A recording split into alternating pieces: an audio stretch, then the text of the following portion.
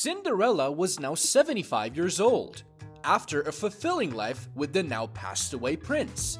She sat happily in her rocking chair, watching the world go by from her front porch, with a cat named Alan for companionship. One sunny afternoon, out of nowhere the fairy godmother appeared. "Cinderella," said the fairy godmother, "what are you doing here after all these years?" Cinderella replied, "Fairy godmother, what are you doing here?" The fairy godmother smiled and said, "Well, Cinderella, as you have lived a good and wholesome life since we last met, I have decided to grant you 3 wishes.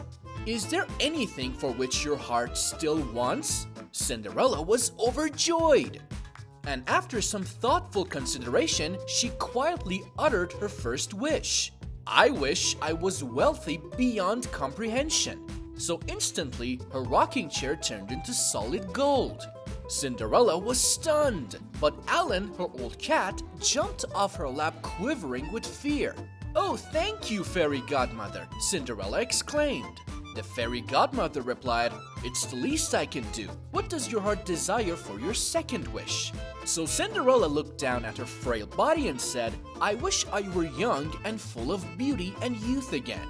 At once, her wish became reality. Her beautiful face returned, and Cinderella felt stirrings inside her that had been dormant for years.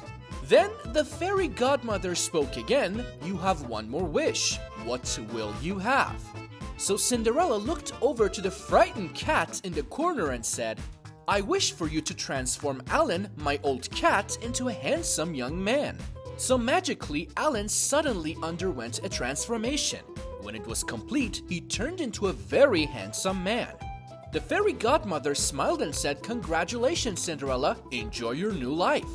And with a blazing shock of bright blue electricity, she was gone. For a few moments, Alan and Cinderella gazed into each other's eyes. Cinderella sat breathless because Alan became the most handsome boy she had ever seen. So Alan walked over to Cinderella, who was still seated in her rocking chair, and held her close in his strong, youthful arms. He leaned in close to her ear, whispering softly, his warm breath blowing through her golden hair, and said, "I bet you regret having me nurtured now, don't you?"